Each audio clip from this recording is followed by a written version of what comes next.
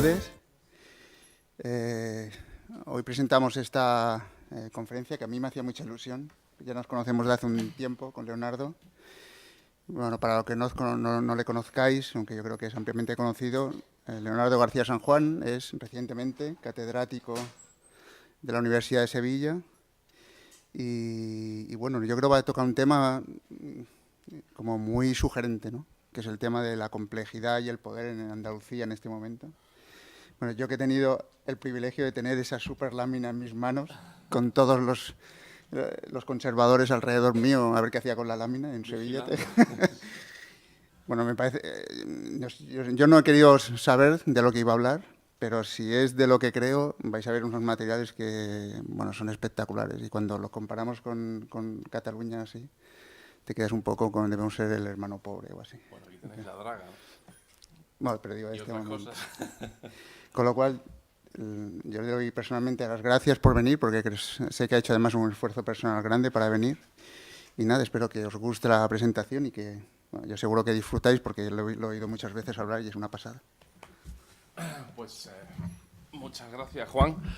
por tu amable presentación y, por supuesto, también por la invitación. La verdad que para mí es una alegría y siempre un gran placer venir a Barcelona y ver a los colegas de Barcelona y, por supuesto, estar en la ciudad de Barcelona, ¿no? Que a quien no le gusta. Y, bueno, pues sobre todo también por poder charlar, intercambiar impresiones con colegas del CSIC. Anda, si Marga está allí también. ¿Qué pasa? Todos los que habéis tenido la gentileza de venir. Y, por supuesto, también gracias al Consejo, al Instituto Milà i Fontanals, por la invitación para participar en este ciclo de conferencias. Realmente no tenía muy claro si esto eran unas charlas orientadas a un público general o a un público más especializado de colegas. Creo que al final pues es un poco mezcla de las dos cosas, así que bueno, voy a intentar que algunas cosas que a lo mejor para nosotros son bastante sobreentendidas, para los especialistas, pues para los que no lo sean, puedan quedar claras. Bueno, pues el tema de la charla, de mi conferencia, dentro de lo que es la orientación de esta temporada, de las conferencias de El Raval, tal como somos, tal como éramos, se titula Linaje, trabajo y exotismo en la definición del poder en la sociedad calcolítica ibérica. Y debo empezar por decir quizás que, bueno, pues es un poco una conferencia un poco atrevida, un poco arriesgada, porque es un tema difícil de abordar, un tema que no se ha abordado mucho en la literatura de este periodo y que recoge básicamente pues algunas ideas y algunas apreciaciones que hemos venido haciendo recientemente de estudios muy recientes, algunos publicados en los últimos 2 o 3 años y algunos incluso pues actualmente en prensa. Realmente también incluso en una obra que está coordinando Roberto Risk con Harald Mellel, que bueno, pues algo de lo que voy a contar aquí viene un poco inspirado por la sesión que tuvimos tan interesante en Halle hace unos cuantos meses. Entonces, bueno, pues básicamente esta conferencia es sobre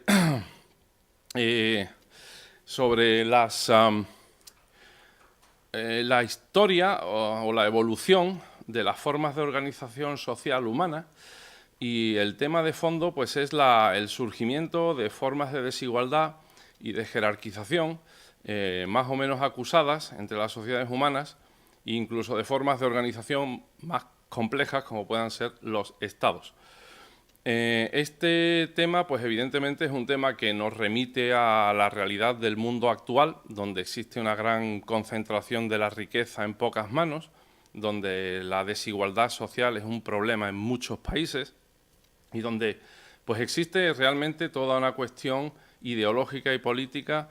acerca de cuáles son las causas, las raíces y las consecuencias que tiene la desigualdad social para las sociedades.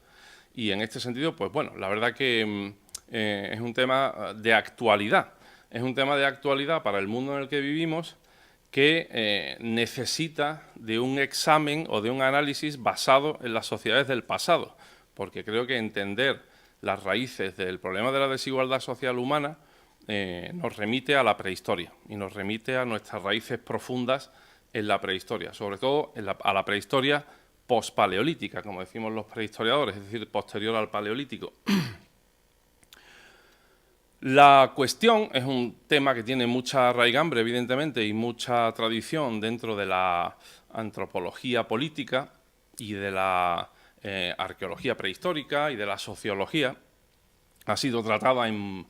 por parte de muchísimos autores muy prestigiosos y a lo largo de pues, toda la segunda mitad del siglo XIX, el siglo XX, de forma bastante intensa, desde la antropología cultural y la antropología política, tanto desde enfoques antropológicamente definibles como del neoevolucionismo, sobre todo angloamericano, como también de la teoría social marxista y de la teoría histórica marxista. Y en ese sentido, pues bueno, este trabajo, esta conferencia, por tanto, se inserta un poco en el análisis de la evolución de las formas de organización social humana, como he dicho, de la que pues básicamente existen dos grandes heurísticas o dos grandes tradiciones de pensamiento que podrían ser, como he dicho, la neoevolucionista, basada en la célebre ya antigua, entre comillas, taxonomía de la banda tribu, jefatura, Estado, que recogió pues Elman Service en su obra clásica sobre el Estado y otros antropólogos, y la heurística marxista de los modos de producción, que se recoge también en una amplia literatura. Toda esta base teórica pues realmente resume, creo, lo que es el acervo intelectual de análisis del tema de la evolución de la complejidad social humana, desde una evolución, una base de menor complejidad hacia una base de creciente complejidad, con procesos también inversos de, podemos decir, descomplejización de sociedades, obviamente, pero que conecta mucho con el tema de la prehistoria mundial y de la prehistoria del Viejo Mundo. De manera que, bueno, hay ciertas equivalencias que se han establecido de una forma general, aunque también existe discusión y crítica sobre esta cuestión entre los conceptos de banda y modo de producción comunalista y la forma de vida de las sociedades paleolíticas, por ejemplo, las sociedades de tipo tribal y de jefatura y los modos de producción de linaje y germánico, y las sociedades del neolítico, la edad del cobre, la edad del bronce, la edad del hierro, etcétera. Es decir, es un tema que tiene una componente antropológica bastante importante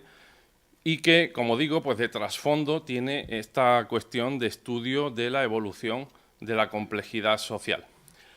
En la literatura sobre esta cuestión pues existen diversas propuestas sobre cómo definir el concepto de complejidad social. Yo pues voy a utilizar un concepto de complejidad que se basa, en el sentido general, que se basa en la cantidad de energía e información que circula o que fluye en el interior de un sistema.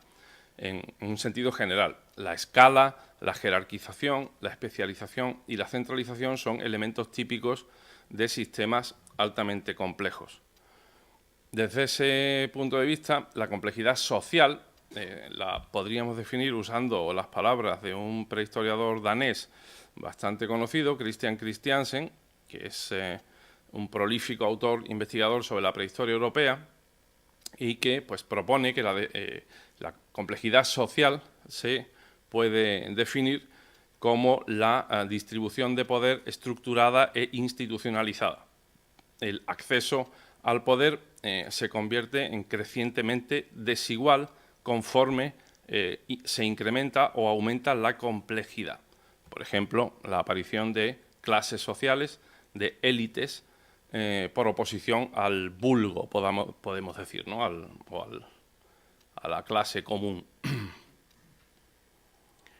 Bueno, desde el punto de vista de la evolución social humana, se conocen en el registro antropológico y arqueológico múltiples casos y ejemplos de trayectorias hacia mayores y menores grados de complejidad social. Vamos a decir, evolución hacia complejidad social e involución desde complejidad social. Pero en general creo que existe bastante acuerdo en el ámbito de la arqueología prehistórica al menos, en el sentido de que las sociedades altamente complejas pues, presentan niveles elevados,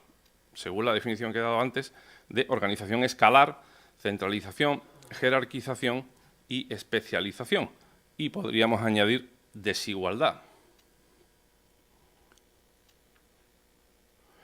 En este sentido, al estudiar las raíces de la complejidad social y su evolución, hay un punto en el que existe bastante acuerdo, creo, en que las cosas empiezan a adoptar un cariz y un tono evolutivo diferente, que es el periodo neolítico. A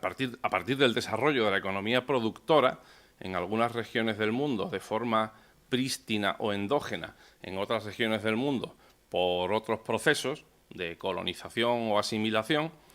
las sociedades humanas empiezan a hacerse más complejas a mayor velocidad. En este sentido, la acumulación de excedente es crucial para entender el desarrollo de la complejidad social. O, por ponerlo en palabras de un historiador que ha tratado esta cuestión, John Haldon, en un libro que se titula El Estado y el modo tributario de producción, sin excedente productivo no hay movimientos en la concentración y expresión del poder y no hay saltos cualitativos en las relaciones económicas. En ese sentido, pues, el excedente productivo es un poco la clave social y económica que genera la aceleración de los procesos de complejidad social y dinámicas hacia y desde la complejidad social. Bien, a partir del tercer milenio antes de Cristo, en el Próximo Oriente y en Egipto, aparecen los primeros estados prístinos y comienza a producirse una dinámica de centro-periferia que, según pues, interesantes estudios publicados en las últimas 2 o 3 décadas, se van expandiendo gradualmente en los 5.000 años subsiguientes. Y me refiero pues, al sugerente trabajo de André Gunder Frank y Barry Giles, publicado en 1993, El Sistema Mundial, 500 años o 5.000, en el que hacen una crítica y una ampliación muy interesante de la teoría de Immanuel Wallerstein sobre el sistema mundial, o sistema mundo, como también se lo conoce. Una cuestión que, por cierto, también tiene bastante actualidad. Entonces, pues aquí podemos situarnos en el tercer milenio, que va a ser un poco el ámbito en el que yo quiero desarrollar esta conferencia y en el que se insertan las sociedades de las que voy a hablar. Para los que no sean especialistas en prehistoria, pues el tercer milenio efectivamente es un periodo de importante salto cualitativo en la complejidad de algunas sociedades en el Mediterráneo, en el Próximo Oriente, en Anatolia. En Egipto, por tomar el ejemplo, en el siglo XXVII aparecen construcciones monumentales derivadas de un sistema de organización que parece haber bastante acuerdo en definir como monárquico en el siglo XXVII a.C., y las colosales y famosas pirámides de Giza pues, se construyen entre el siglo XXVI y el siglo XXV a.C., dentro exactamente de la etapa que en la península ibérica pues, conocemos como Edad del Cobre o Calcolítico. Podemos hacer una caracterización rápida de esta etapa de la Edad del Cobre para quienes no estén familiarizados y decir algunas cosas sobre qué caracteriza este periodo. Podemos decir que la Edad del Cobre es un periodo de forma de vida neolítica intensificada o avanzada, en la que pues, las condiciones y las características de la forma de vida neolítica, el sedentarismo, la producción de excedentes, la mayor complejidad social, la mayor interacción entre sociedades, la mayor especialización productiva, se acentúa. Son fenómenos que se van viendo desde el origen del Neolítico y a partir aproximadamente del siglo 33 a.C., de finales del cuarto milenio, vemos que se produce una aceleración o un salto cualitativo en estas sociedades en la península ibérica, sobre todo en el sur de la península ibérica, pero también de forma generalizada en otras regiones en Europa. Una característica que tiene este periodo es que aparecen o se generalizan dos tipos de asentamientos dos tipos de sitios, mejor dicho, muy característicos, que son los llamados recintos de fosos y recintos murados o poblados fortificados, de los cuales en este mapa de la península ibérica pues aparecen algunos señalados, que son quizás los mejor conocidos y los que se han investigado más a través de excavaciones arqueológicas. Los dos sitios clásicos del tipo poblado fortificado o recinto murado pues son los sitios de Los Millares, en Almería, y de Zambullal, en la península de Lisboa, en Portugal. Son dos sitios que se empiezan a excavar respectivamente a finales del siglo XIX y en los años 60 del siglo XX, y que durante mucho tiempo han sido los sitios de referencia para estudiar este periodo. De hecho, han sido casi los únicos sitios de referencia más importantes hasta casi finales del siglo XX, cuando empiezan a aparecer otros sitios a partir de unas dinámicas sociales también importantes, que son pues la de aceleración del crecimiento urbanístico y en España, cuando empieza la famosa burbuja inmobiliaria, y también en Portugal por la realización de una importantísima obra de infraestructura, que es la presa de la Alqueva, el mayor embalse de agua que se ha realizado en Europa en los últimos decenios, y empiezan a aparecer otro tipo de sitios nuevos. Y entre este tipo de sitios nuevos, que abren las perspectivas de la investigación bastante, pues destacan los llamados recintos de fosos, que son bastante diferentes de los recintos murados o de los recintos fortificados, que son pues, básicamente sitios que se caracterizan por tener una arquitectura en piedra con unas estructuras lineales, con torres o bastiones, como se las denomina, que pues han sido interpretadas bastante en clave, digamos, poliorcética o en clave de arquitectura militar y arquitectura defensiva dentro de procesos pues, de mayor territorialización de estas sociedades, de mayor competencia por los recursos y de mayor complejidad social. Bueno, en los últimos 30 años, 20-30 años, hemos visto la aparición de un gran número de otros asentamientos calcolíticos nuevos, que son los recintos de fosos, y que están aportando una información pues un poco diferente de la que se estaba viendo en los recintos murados o los poblados fortificados. Uno de los mejor conocidos de este tipo de sitios pues es el de Perdigoes, en el sur de Portugal, en el Alentejo, donde se realizan excavaciones, investigación desde hace unos 20 años, y que realmente pues, ha aportado una serie de novedades bastante importantes para entender este periodo. Para resumir, podemos decir, en este caso no tenemos un lugar de asentamiento, digamos una aldea o un lugar residencial. Parece ser, y así lo interpretan sus excavadores, más un lugar de reunión o de agregación con un carácter más ritual y con un carácter más religioso. También un cementerio, por tanto, con un carácter funerario. Bueno, la casuística de este tipo de sitios calcolíticos, además de los recintos de foso y los recintos murados o poblados fortificados, pues se complementa con la aparición de muchos sitios que básicamente lo que tienen son estructuras, como llamamos los arqueólogos, negativas u hoyos, que son de difícil interpretación y sobre los cuales no existen pues todavía una interpretación, digamos, aceptada unánimemente. Es un registro arqueológico un poco difícil de interpretar, pero sobre el que se han propuesto diversas hipótesis, que puedan ser estructuras de almacenamiento o silos dentro de dinámicas de intensificación de la producción agrícola, o que puedan ser también basureros, se ha considerado, algunas estructuras más grandes se han considerado fondos de cabaña o suelos de cabañas, y en algunos casos pues presentan restos humanos, con lo cual parece que también han tenido un sentido funerario o una funcionalidad funeraria en algún momento de su uso o de sus biografías. En fin, no existe acuerdo, como digo, sobre la naturaleza de estos sitios, que básicamente pues tienen muchos hoyos. Bueno, el calcolítico, además de estos asentamientos, también se caracteriza por lo que podemos considerar quizás una segunda generación o segunda tradición de arquitectura megalítica, que ya se había iniciado en el Neolítico, sobre todo en el Neolítico final, en la península ibérica, y que se define bastante bien en Iberia con los monumentos de tipo tolos. Monumentos megalíticos de tipo tolos que básicamente pues, son novedosos porque aparecen unos diseños y unas formas arquitectónicas diferentes con planta circular y con techumbres hechas en falsa cúpula. De nuevo, Los Millares es un sitio que ha sido un poco el más conocido durante mucho tiempo. En la necrópolis de Los Millares se conocen más de 80 tumbas de este tipo. Y luego también en el sur de la península ibérica pues hay bastantes monumentos de gran porte y bastante conocidos de este tipo, como son los tolos y de Valencina de la Concepción, que ahora vemos en la pantalla, que es la Pastora, que es un monumento pues bastante especial porque tiene un corredor de 40 metros de longitud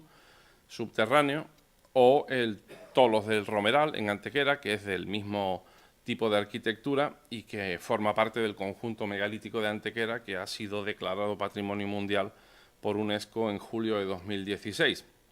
En el caso particular de Antequera y del Tolos de la Edad del Cobre de Antequera, que sería una de las construcciones, uno de los monumentos más conocidos del Calcolítico en España y en Portugal, en la península ibérica, pues parece que se recoge la tradición, digamos, o los precedentes del gran megalitismo que hay en el Neolítico allí, porque también a poca distancia, a escasos 3 kilómetros, se encuentra el Gran Dolmen de Menga, que es una de las grandes construcciones megalíticas clásicas de Europa y que es posiblemente el monumento megalítico más grande de la península ibérica, con una arquitectura de grandes piedras realmente muy impresionante. Bueno, y para cerrar esta caracterización del periodo calcolítico de forma general, pues evidentemente también hay que señalar la metalurgia, el inicio de la metalurgia del cobre, que es una tecnología y una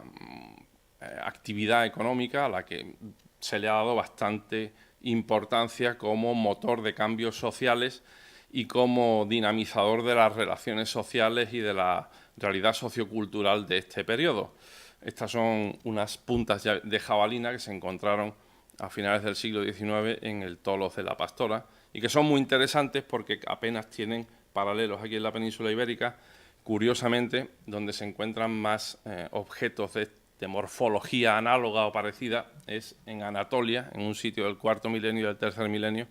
que se llama Arslan Tepe, que se encuentra en el sureste de Turquía y que es un complejo palacial y ceremonial bastante interesante que excava la Universidad de Roma desde hace bastantes años. Bueno, pues este es un poco, de manera introductoria, el marco desde un punto de vista antropológico y desde un punto de vista más teórico, y el marco temporal en el que se insertan pues las ideas que yo quería presentar o discutir en esta charla, de linaje, trabajo y exotismo en la definición del poder y de las élites en la Edad del Cobre. Con estos un poco fundamentos, ¿no?, teóricos y de precedentes, y definiendo el periodo de la Edad del Cobre, pues ahora voy a explicar algunos nuevos descubrimientos que se han producido en los últimos años y que creo que arrojan una nueva luz y ayudan a entender mejor los orígenes de la formación de grupos sociales y de individuos de élite en el Calcolítico de la península ibérica. Y fundamentalmente estos nuevos descubrimientos pues, se dan en la provincia de Sevilla, en el Bajo Valle del Guadalquivir y sobre todo en la zona arqueológica de Valencina de la Concepción, Castilleja de Guzmán, que se encuentra muy cerca de Sevilla, en lo que en el tercer milenio antes de Cristo, hace 5.000 años, pues era realmente un golfo marino o una ría marina, porque en esa época el río Guadalquivir desembocaba mucho más tierra adentro de lo que desemboca ahora. Eso en un medio físico pues bastante diferente. Bueno, estos descubrimientos básicamente conciernen a 3 tumbas, que son 2 de ellas megalíticas, la llamada tumba 10.042-49, que es de la zona arqueológica de Valencina, el Tolos de Montelirio, que también es de la zona arqueológica de Valencina, y una tercera, a la que voy a hacer referencia de forma un poco más indirecta y más tangencial, que es la cueva artificial de La Molina, que se excavó y se publicó hace unos años por vía de urgencia y que se encuentra pues a unos 120 kilómetros de Sevilla, hacia el sureste aproximadamente. Bueno, de estos descubrimientos, la primera de estas tumbas, en la que tenemos un sujeto, un personaje muy interesante para indagar los orígenes del poder y la formación de las élites en la Europa prehistórica y en la Iberia prehistórica, es esta estructura 10.042-10.049, que es un monumento megalítico de doble cámara. A ver si me las ingenio para usar el puntero.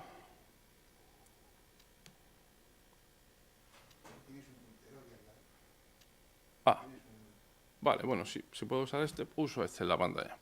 Es un monumento que tiene un largo corredor de 17 metros, que es este, aquí, que tenía una primera cámara originalmente, que luego se ha destruido, que es esta, y una segunda cámara que sale de la primera, que está conectada con la primera, que es esta. Bueno, el sujeto que nos interesa fundamentalmente se encontró aquí, en esta segunda cámara. Esta segunda cámara es muy interesante porque, al contrario que el resto del monumento, pues se encontró en un estado de conservación bastante bueno. Esto se hizo como una excavación de urgencia hace 10 años, entre 2007 y 2008. No es un proyecto de investigación científica. Lo que mi grupo de investigación está haciendo desde hace varios años es básicamente estudiar el registro de esta excavación. Bueno, en esa segunda cámara de este monumento megalítico se identificó en el nivel inferior una única inhumación de un sujeto adulto masculino, que es este que aparece en la foto,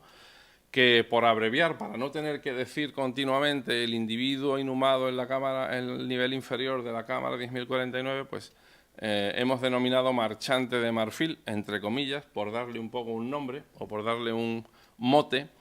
porque precisamente es un sujeto que aparece caracterizado por un importante ajuar de objetos de marfil.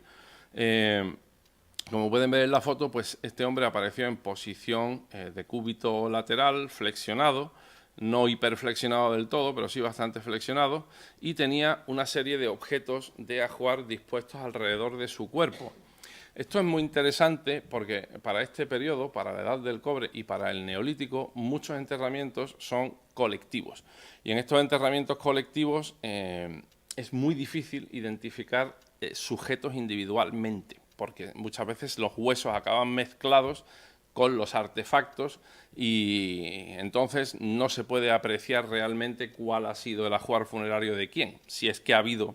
realmente una personalización en ese sentido originalmente, que en muchos casos pues cabe dudarlo, ¿no? Porque evidentemente esta realidad de enterramientos colectivos pues en muchos casos parece apuntar a una ideología, digamos, comunal, donde el individuo se subsume en un todo social o en un todo cultural y ahí se desdibujan o se disuelven las diferencias entre las personas. Bueno, en este caso tenemos un enterramiento individual muy fácilmente distinguible porque está en posición primaria, inhumado en posición primaria, con sus objetos de ajuar claramente asociados alrededor de su cuerpo. Y nos podemos fijar en la colección de objetos que se dejaron junto a este individuo y que es bastante extraordinaria. Incluye un colmillo de elefante africano que estaba puesto alrededor de su cabeza, separando su cuerpo, digamos, delimitando su cuerpo con respecto al acceso del corredor o la entrada del corredor del megalito, en lo que parece ser una disposición muy cuidadosa y casi de carácter apotropaico, vamos a decir, donde el marfil está un poco protegiendo. Tengamos en cuenta una cosa, que es importante para lo que voy a venir diciendo luego. Todas estas objetos de marfil en esta época vienen de fuera, porque aquí en la península ibérica no hay elefantes. O en todo caso pueden venir de marfil fósil, que es una cuestión importante, que también luego mencionaré. Pero estas personas es muy posible que nunca hubieran visto elefantes, ¿no? Lo más probable es que la mayoría de los habitantes de la Iberia calcolítica nunca hubieran visto elefantes y las únicas referencias que tuvieran fueran pues por descripciones verbales o por dibujos o algo así. Pero sin duda parece tener un poco de lógica que la idea de un animal tan grande y poderoso, el rey, vamos a decir, de la sabana africana y un animal que pues evidentemente no tiene prácticamente enemigos naturales, pues tenga esa capacidad de proteger, ¿no? Y en muchos casos los animales salvajes poderosos pues se han usado en la cosmovisión y en las ideologías religiosas prehistóricas con ese sentido apotropaico. Bueno, pues ahí aparece ese colmillo de elefante como delimitando o protegiendo a este hombre. Aparece este plato cerámico aquí, que es un plato de un tipo muy característico de la Edad del Cobre. Aparecen bastantes manchas de pigmento de cinabrio, que es un pigmento que en la península ibérica se encuentra de los pocos sitios del mundo donde se puede encontrar y de muy buena calidad en las minas de Almadén, en Ciudad Real, y que es un pigmento que sabemos por los estudios químicos y geoquímicos que se han hecho, pues que está circulando mucho en esta época por la península ibérica y que debía tener un simbolismo muy fuerte porque se encuentra muy utilizado en las tumbas. Y junto a su torso, pues este hombre tenía también otra serie de objetos que incluyen varias láminas de sílex, una hoja de puñal de sílex, un complemento para esa hoja de puñal que voy a mostrar ahora y varios objetos de marfil. Bueno, para no entretenerme mucho voy a mostrar algunas de las fotos. Voy a pasar esto un momentito y ahora voy con eso. Esta es la hoja de sílex de ese puñal, que es una hoja muy interesante porque nuestro colega José Antonio Lozano Rodríguez, que es investigador de la Universidad de Granada y quizás uno de los mayores expertos en caracterización de sílex prehistórico en España actualmente, pues está convencido de que no procede de la península ibérica, desde luego no procede de las fuentes de aprovisionamiento de sílex que están bien documentadas en el sur de España y que son sobre todo en Granada y en Málaga, en la Bética, donde existen varias formaciones silíceas de las que tienen muy bien identificado el tipo de marfil por los microfósiles. Bueno, podría tratarse de un marfil extranjero, todavía no lo sabemos, y no sería nada raro porque casi todo el material que aparece acompañando a este hombre pues es exótico. De hecho, esta otra pieza que aparece en las otras fotos, que es como, tiene el tamaño aproximadamente como de media ciruela, pensamos que es un pomo que decoraba la empuñadura de este puñal, y ese pomo está hecho de ámbar. Y esta idea de hacer un pomo para la empuñadura de un puñal de ámbar es una cosa muy especial, porque eso no se había, hasta ahora que lo vemos aquí, no lo habíamos visto en la península ibérica nunca. O sea, es una especie de creación un poco original. Curiosamente, los únicos paralelos que tenemos de este tipo de artefactos se conocen en el sur de las Islas Británicas, en la cultura de Wessex, pero son unos cuantos siglos posteriores. Son 400 o 500 años más tardíos de lo que sería de aquí de Valencina. Y se encuentran en unas tumbas conocidas como cultura de Wessex, y como pueden ver allí en aquella recreación, pues efectivamente también aparecen unos pomos decorando la empuñadura de madera del puñal, como pues dándole un poco de, vamos a decir, nobleza, ¿no?, a ese objeto. O sea que aquí tenemos una combinación muy interesante de objetos. Luego está, por supuesto, el colmillo de elefante, es un colmillo de Loxodonta africana, es decir, de elefante africano, de sabana africano, que pesa aproximadamente 1,7 kilos, casi 2 kilos, y que está cortado en 3 pedazos. El estudio que ha hecho Miriam Luciáñez Triviño como parte de su tesis doctoral, que se va a presentar ahora inminentemente y que es un estudio de toda la cultura material ebúrnea de Valencina, pues ha concluido que bueno, pues está fragmentado deliberadamente, digamos, y fue puesto así dentro de esta práctica y de esta ideología que existe en el Neolítico en toda Europa, que definió ya hace tiempo John Chapman, y podemos decir la fragmentación, es romper deliberadamente cosas antes de ponerlas en las tumbas y en los depósitos, incluso en algunos casos pues repartir distintas partes de los objetos en distintos sitios. Bien, encima de este nivel donde estaba este sujeto, en esta misma tumba, hay un segundo nivel que es muy interesante también.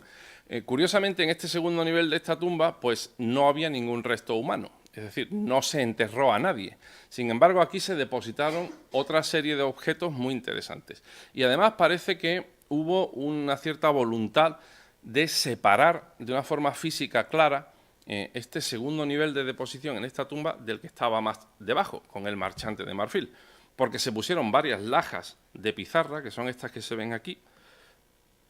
como, digamos, un suelo, y se separó físicamente con estas lajas este nivel del que estaba debajo. Bueno, pues sin que aquí hubiera ningún muerto ni ningún resto humano, aquí se depositaron varios platos también de cerámica de tipo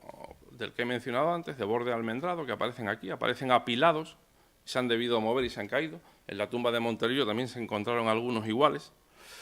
Y una serie de objetos pues bastante extraordinarios, como son, de nuevo, un colmillo de elefante tallado, profusamente tallado, con una serie de registros, con motivos en forma de diamante o de pirámide y con una terminación en forma como de, así como se puede ver en el extremo distal del colmillo, como de abultamiento, que, bueno, pues básicamente no sabemos qué es, ¿no? Es un objeto que está ahuecado, caben varias hipótesis plausibles, por lo que hemos visto en la bibliografía sobre el uso del marfil en la etnografía. Podría ser una cornucopia, un recipiente para beber en ocasiones especiales. Podría ser un instrumento musical si una perforación que le vemos en este extremo hubiera sido original, pero esa parte está un poquito fracturada y es muy difícil estar seguros. Y podría ser un objeto de carácter más simbólico, ¿no? Podría verse cierta forma fálica en la definición de esta pieza. Hay algunas piezas más o menos con esta forma que son interpretadas así. Bueno, puede ser una combinación de cosas o alguna de estas, pero sin duda es un objeto especial por tratarse de un colmillo de elefante y por estar trabajado. Y luego también junto a esta pieza estaba esta otra que se ve a la derecha, que es un puñal que tiene una hoja de cristal de roca, una pieza realmente casi única en el mundo, me atrevería a decir, por la manera en que está trabajada y porque procede de la talla de un monocristal de cristal de roca que debía ser enorme en sus dimensiones originales. Y pues que es un material también, una materia prima nada fácil de trabajar, porque no tiene la misma pauta ni la misma forma de fractura concoidea que tiene el sílex. Bueno, pues a esta pieza le añadieron una empuñadura hecha en marfil, que es multiparte, porque realmente son dos piezas encajadas, que restauró Miriam hace unos años, y que además tenía como una decoración adicional una serie de cuentas perforadas que debían estar colgando como de unos hilos. O sea, es una pieza bastante, vamos a decir, aparatosa, un poco vistosa y que sin duda debía ser un objeto más, digamos, de exhibición y de prestigio, ¿no?, que otra cosa, porque como arma de combate realmente no funcionaría muy eficazmente, ¿no?, porque esa empuñadura de marfil, en fin, no es muy práctica, ¿no? Bien, voy a acabar el repaso de este sujeto un poco especial hablando de él mismo, lo que sabemos de su osteobiografía, porque lo importante, evidentemente en este caso, para poder definir estas élites de la Edad del Cobre y el poder, intentar investigar el poder de que pudieron disponer, es... ¿ya llevo 54 minutos hablando? Pues...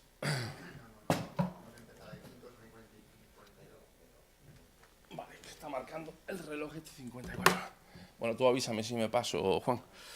De este sujeto tenemos la ventaja de que podemos hacer un análisis osteobiográfico, bioarqueológico y saber algunas cosas del mismo, cosa que, como digo, en la mayoría de los enterramientos calcolíticos pues viene a ser difícil, porque es muy difícil identificar sujetos individuales con frecuencia. Bueno, el análisis de ADN mitocondrial que ha realizado Eduardo Arroyo Pardo y que, bueno, pues todavía no hemos publicado, revela que este individuo pertenece al haplogrupo matrilineal HV, el más característico de Europa,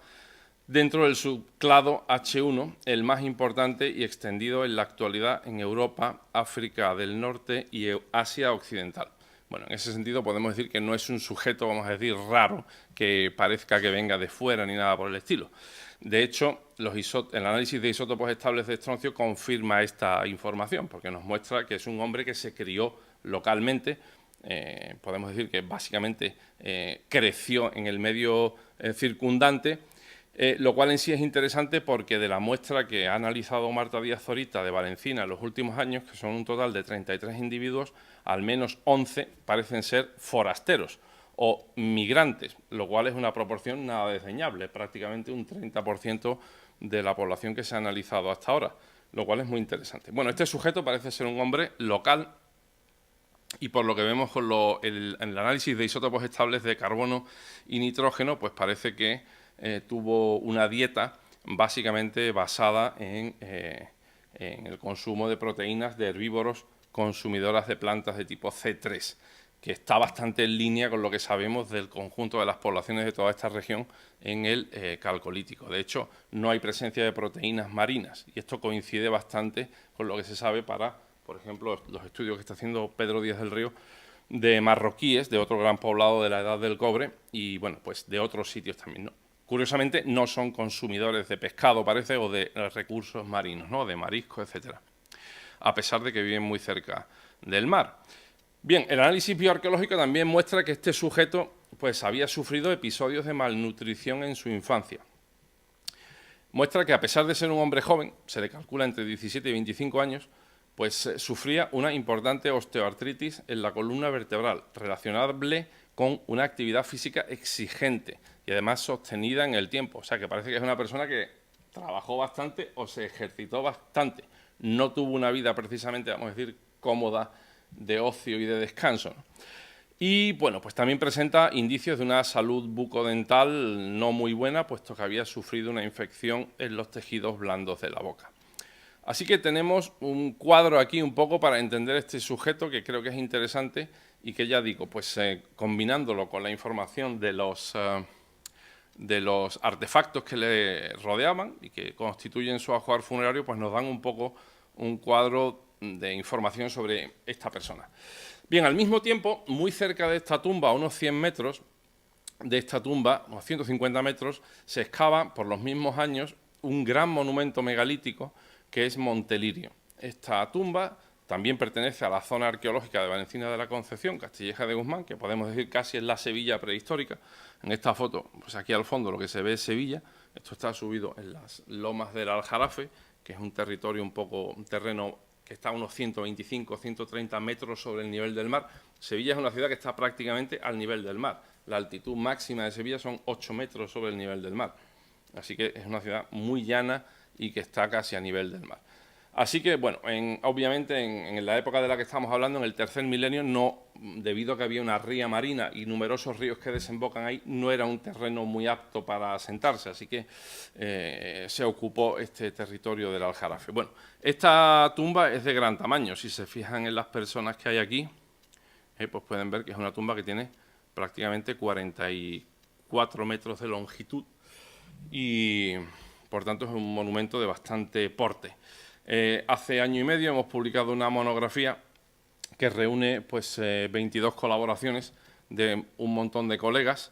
entre ellos Juan y otros que han estudiado distintos aspectos del registro de esta tumba. Bueno, voy a pasar un poco rápido algunas fotos para dar una impresión de cómo es el tolos de Montelirio. Tiene un corredor hecho con lajas de pizarra dispuestas verticalmente y una serie de cobijas con varios tipos de piedras, sobre todo caliza. Y luego también tiene dos cámaras, como la estructura 10.042-49, que están conectadas por un corredor pequeño. La segunda de las cámaras, la más pequeña, se encontró muy alterada porque este monumento fue reutilizado en la antigüedad. No sabemos realmente por qué, porque el registro que hay no es muy claro, pero en el siglo I a.C., entre el siglo I y el siglo I antes y el siglo I después de Cristo, hubo una actividad importante en este monumento y una parte del registro prehistórico se destruyó. En mi opinión, no es descartable que se usara como santuario o como algún tipo de capilla o alguna cosa de carácter religioso. Bueno, no lo sabemos realmente. Bien, desde un punto de vista arquitectónico, en Montelirio se convierte, junto con otros tolos como los que he mencionado antes, la Pastora o el Romeral, en uno de los grandes monumentos megalíticos de la península ibérica en el tercer milenio. De hecho, en este diagrama comparativo pues se puede ver un poco el tamaño, la escala de Montelirio, que es el monumento aquí marcado como A. Esto es la Pastora, el B, el C es el Romeral en Antequera y el D es Matarrubilla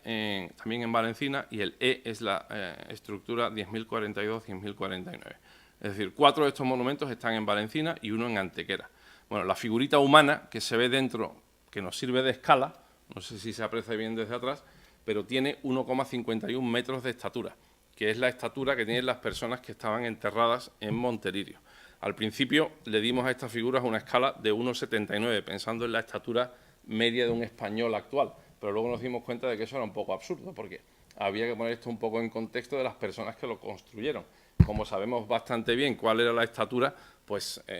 o sea, para estas personas, sin duda, era más grande de lo que puede ser para un sujeto actual, sobre todo para Roberto, por ejemplo. Eran unos monumentos muy impresionantes, ¿no? De hecho, la cámara grande de Montelirio se calcula que, bueno, pues podía tener entre 4,5 y 5 metros de altura. Bueno, dentro de Montelirio, por resumir, pues se encuentra un registro arqueológico muy importante, no intacto, pero sí en parte intacto, tiene alteraciones, sobre todo por las reutilizaciones en la antigüedad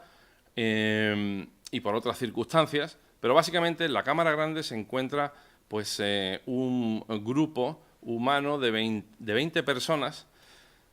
inhumadas. Se encuentran los 20 esqueletos de 20 personas, aquí ven fotos del proceso de excavación.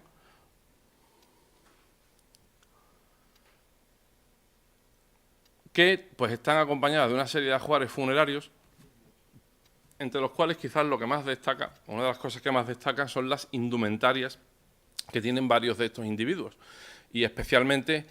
varias de las mujeres, porque de hecho de estas 20 personas hay 12, si no me falla la memoria, que están identificadas como femeninas, con seguridad, por el informe antropológico, otras 5 que están indeterminadas, que podrían ser probablemente femeninas, y otras 3 que no se conoce el sexo. O sea que, si supusiéramos que las indeterminadas son femeninas, serían 17 mujeres y ningún hombre. Por lo tanto, es un colectivo, vamos a decir, que no representa una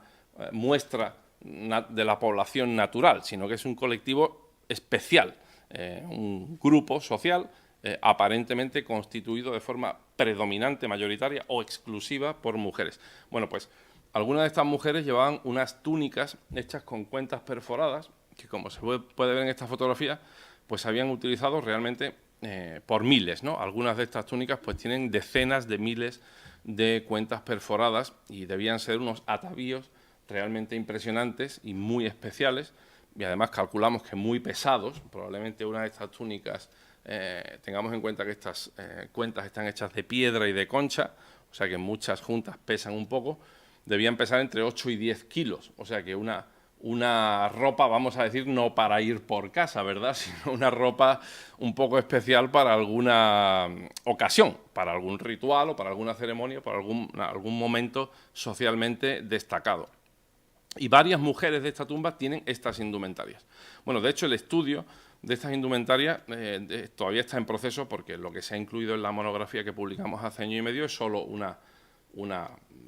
repaso preliminar. Es decir, no tenemos todavía idea realmente de cuál es la escala de producción y de trabajo implicada en la realización de estas túnicas y de estas indumentarias, que prácticamente no tienen paralelo a nivel mundial. Bueno, otra cosa muy interesante también, evidentemente, en esta tumba, pues son los marfiles. Hay varias piezas de marfil muy interesantes que no parecen asociadas de forma específica a ninguna de estas personas, a ninguna de estas mujeres, pero que sí están distribuidas por la tumba. Y destaca una cosa muy particular, que es que hay varias peinetas y varias figurillas sueltas, como esta que se ven aquí, que representan lo que creemos que son suidos, probablemente cerdos domésticos y bellotas. Bellotas talladas en marfil que en algunos casos se usaron como colgantes para adornar estas indumentarias, ¿no?, estas indumentarias suntuarias que vestían estas mujeres. De hecho, también hay algunas bellotas en ámbar, lo que pasa es que no ha incluido las fotografías. Bueno, esta combinación, evidentemente, de bellota y cerdo, pues es bastante significativa, sobre todo en la mitad occidental de la península ibérica, ya que, como probablemente sepáis, pues existe toda una tradición que es la economía de dehesa, que se basa básicamente en que hay unos cerdos que pues viven más o menos libremente en la dehesa, que corren mucho por allí, así que tienen la carne, digamos, no están ahí sedentarios, sentados en una granja todo el día, sino que se mueven, ejercitan su fibra muscular y eso, y luego se alimentan, una parte del año se alimentan de la bellota de las encinas. Y esto es lo que produce pues el cerdo ibérico, ¿no? Y esta tradición, evidentemente, pues es muy antigua en toda la parte occidental de la península ibérica, desde Salamanca, Huelva, Portugal, etc. Bueno, existen bastantes indicios arqueológicos, cada vez más, de que un modelo de gestión de dehesa del bosque natural quercíneo de esta parte de la península ibérica puede remontarse al Neolítico final. Existen indicios en el registro polínico, en las lagunas de las Madres y el Acebrón, unos estudios que ya se hicieron en los años 90 por parte de un botánico, Stevenson, que luego publicó un trabajo con Richard Harrison sobre esta cuestión. Y, pues bueno, el hecho de que en esta tumba tan especial se celebre específicamente la bellota junto con el cerdo en estas piezas hechas con marfil, una materia prima tan especial, exótica, etcétera, pues parece indicar que debe haber quizás una economía de dehesa importante. De hecho, indicios del uso de la bellota pues hay bastantes por otras fuentes, tanto para el Neolítico como para la Edad del Cobre de la península ibérica. Bueno, en definitiva, en esta tumba, casi por primera vez, como quizás se pueda ver en esta recreación artística hecha por una ilustradora, Ana García, pues tenemos un monumento megalítico que se ha podido estudiar con una metodología científica bastante moderna, no con todos los métodos que la ciencia arqueológica pone a nuestra disposición, pero sí con bastantes de ellos, y que nos ayuda a entender qué es un monumento megalítico en la Edad del Cobre y qué funciones cumple. Por ejemplo, hay cosas que aquí se han podido apreciar que en muchos otros megalitos excavados en el siglo XIX o en la primera parte del siglo XX nunca se llegó a conocer muy bien. Es el caso de la decoración paramental. Por ejemplo, la pintura que decora los ortostatos que forman las paredes, que tienen una serie de símbolos dibujados, o la presencia de una importante figura, que es esta estela, hecha en arcilla, y que pues se ha conservado para suerte nuestra,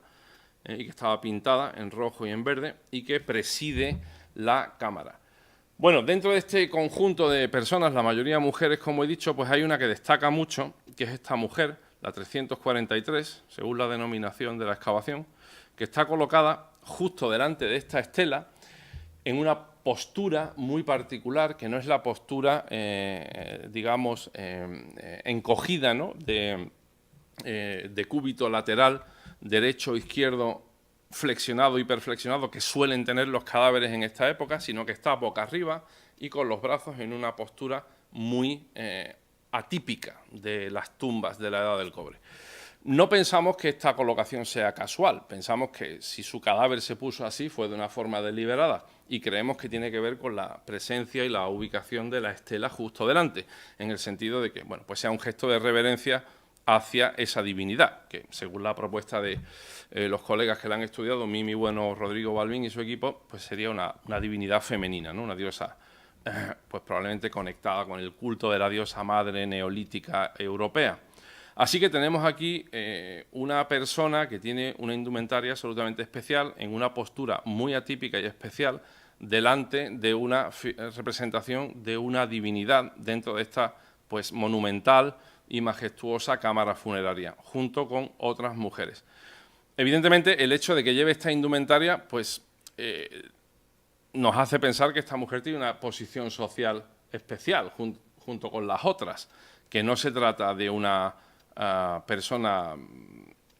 cualquiera, puesto que en Valenciana se conocen muchísimas otras tumbas y no hay ninguna que tenga este tipo de indumentarias ni este tipo de ajuares, ¿no? Hay otros indicios también que, bueno, no me voy a detener, pero una de estas mujeres, por ejemplo, pues tenía polidactilia en los dos pies, es decir, tenía 6 dedos en cada pie, lo cual es un rasgo muy especial, un rasgo anatómico que hasta donde sabemos es la primera vez que se ha descrito para la prehistoria de la península ibérica y que por lo que sabemos de la antropología cultural y de la arqueología en muchas sociedades caracteriza a las personas como personas especiales, como personas quizás susceptibles de de un conocimiento, en fin, personas especiales, ¿no? Hemos interpretado este colectivo como un probable grupo de especialistas religiosas, quizás sacerdotisas o mujeres conectadas con un culto. Bien, con la información de estas dos tumbas, pues se nos ha planteado la cuestión de qué relación hay entre ellas, porque como he dicho antes, se encuentran muy próximas espacialmente, pero también se encuentran muy próximas temporalmente. Según nos ha mostrado el radiocarbono, y tenemos una cronología radiométrica bastante buena para Montelirio, no tanto para la otra, para la 10.049, pero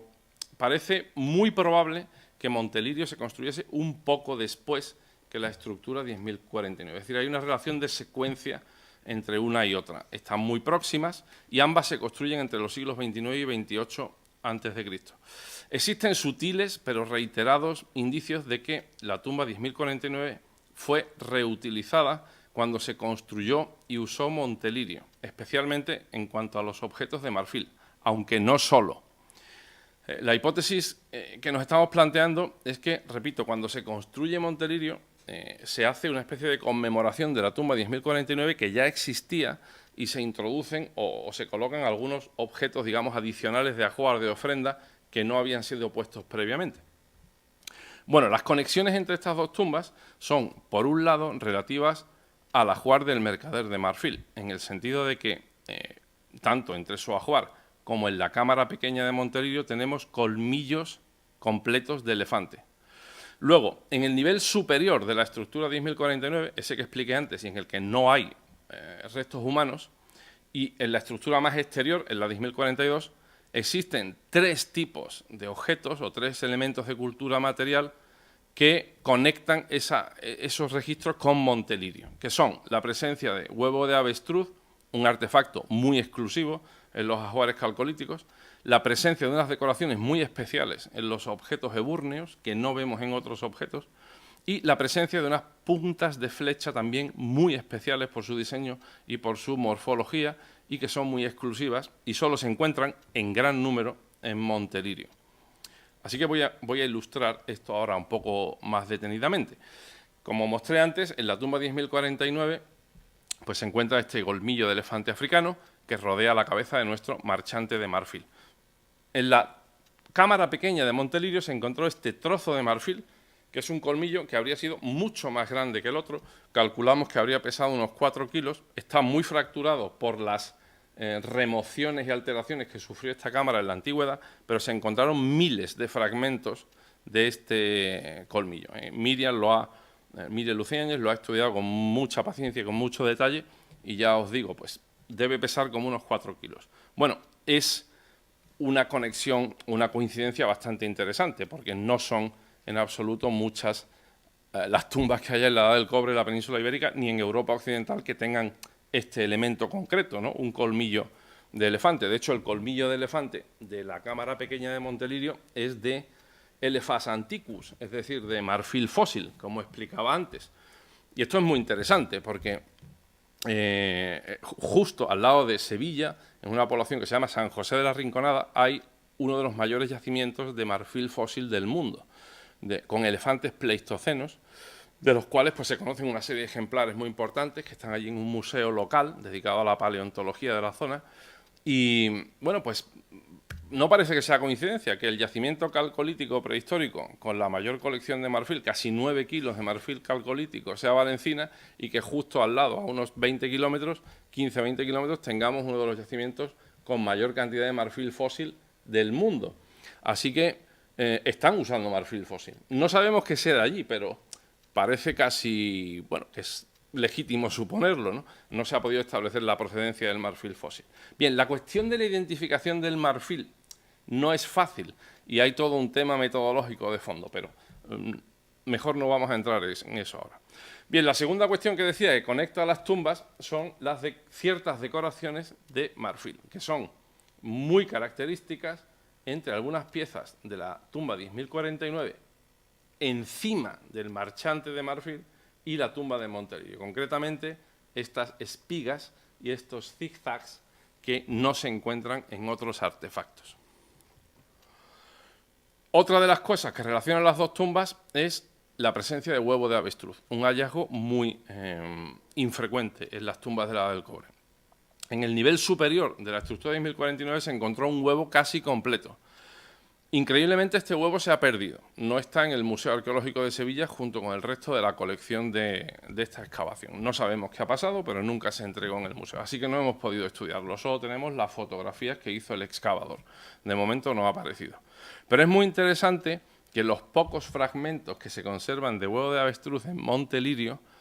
prácticamente suponen la cantidad de huevo que falta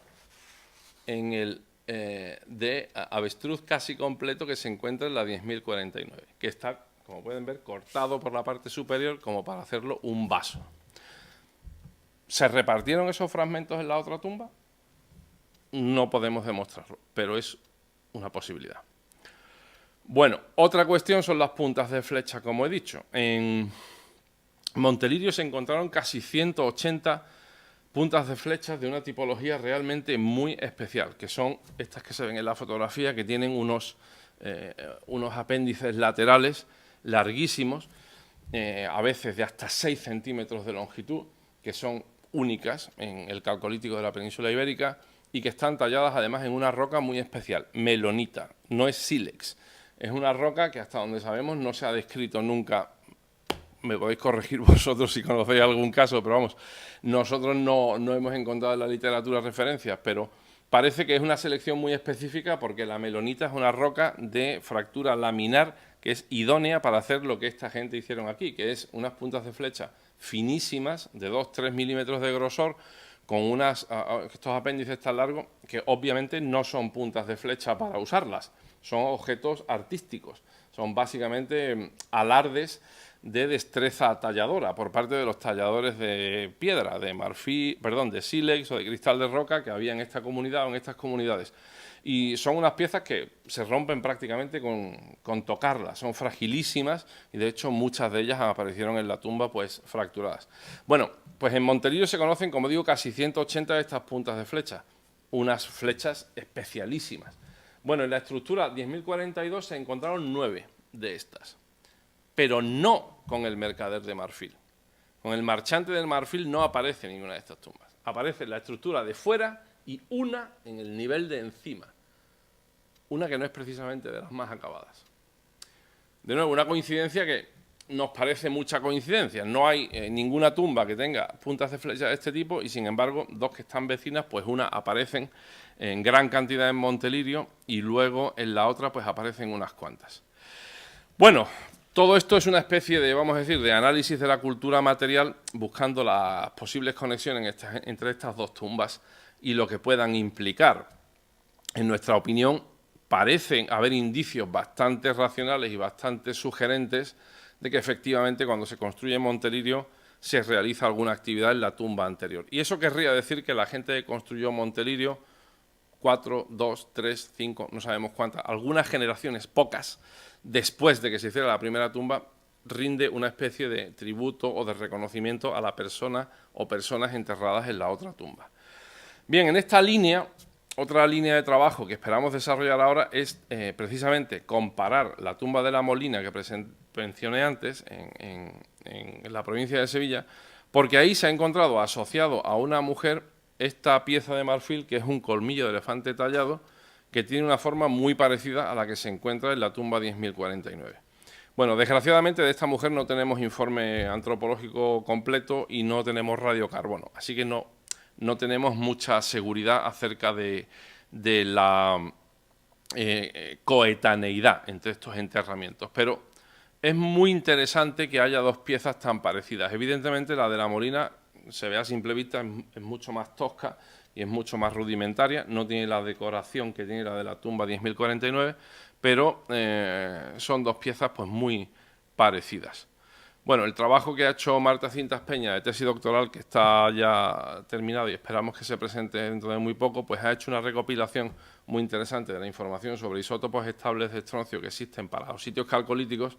y al hacer una prueba de significación sobre los hombres y mujeres que aparecen como, digamos, no locales en sus lugares de enterramiento, pues le ha dado un resultado estadísticamente significativo. Es decir, hay más mujeres que mueren dentro de la muestra que ella ha estudiado, que son pues aproximadamente un centenar de individuos, hay más mujeres que mueran fuera de su lugar de nacimiento que hombres. Si eso fuera una pauta, y pudiera ser representativo de una pauta social, podría representar una pauta de exogamia virilocal, es decir, que las mujeres cuando se casan se van a vivir al pueblo, a la aldea o a la comunidad del marido, y por eso mueren en un sitio diferente de donde habían nacido y donde se habían criado. Podría ser el caso de esta mujer de Lora de Estepa, de esta tumba de la Molina. Es una hipótesis interesante a investigar. Bueno, voy concluyendo. De toda esta larga secuencia de consideraciones empíricas,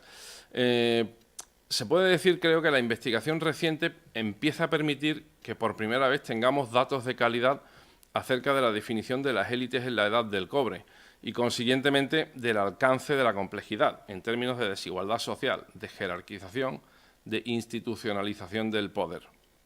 La estructura 10.042-10.049, el Tolos de Montelirio y, en menor medida, la cueva artificial de la Molina, nos revelan datos de gran importancia para definir por primera vez a estas élites de los primeros siglos del tercer milenio, comienzos de la edad del cobre.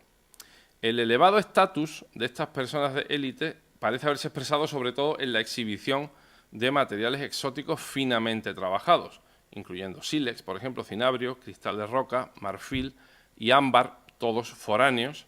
y no precisamente a través de los objetos de cobre,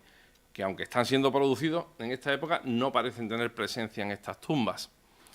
Las materias sí lo tendrán, mucho más en una fase más avanzada de la edad del cobre. Las materias primas exóticas tienen en común un valor que podríamos llamar simbólico esotérico, por su procedencia lejana y su asociación a animales, tierras y gentes distantes, en el sentido del trabajo de la antropóloga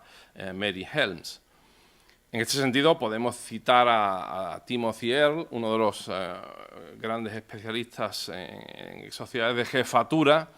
que afirma que el uso de la cultura o la riqueza suntuaria esotérica con ideologías externas asociadas puede servir como marcadores de definición de estatus y como una divisa política o una moneda política para materializar relaciones políticas. Es decir, creo que se ajusta bastante lo que estamos viendo en estas comunidades a lo que plantea aquí Earl. Curiosamente, el oro, que en la edad del cobre más avanzada, sobre todo en el campaniforme, y también en la edad del bronce antiguo, vendrá a asociarse fuertemente a las élites, no está aparentemente en este caso asociado a las élites,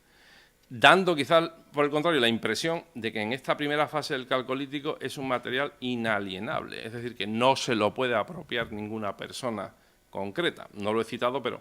en Valencina se encontró también en esta excavación la que es, de hecho, la pieza de oro más grande de la edad del cobre en la península ibérica, y no aparece en una tumba, no aparece como ajuar de una persona, aparece en un hoyo de estos, enterrada y sin conexión a restos humanos ni a ninguna persona. El carácter de las élites calcolíticas parece más definible en términos de jerarquización social que de estratificación social o sociedad de clases, al contrario de lo que se ha postulado por parte de algunos colegas. El mercader de marfil parece ser un gran hombre con especial acceso a materias primas exóticas de elevado valor simbólico.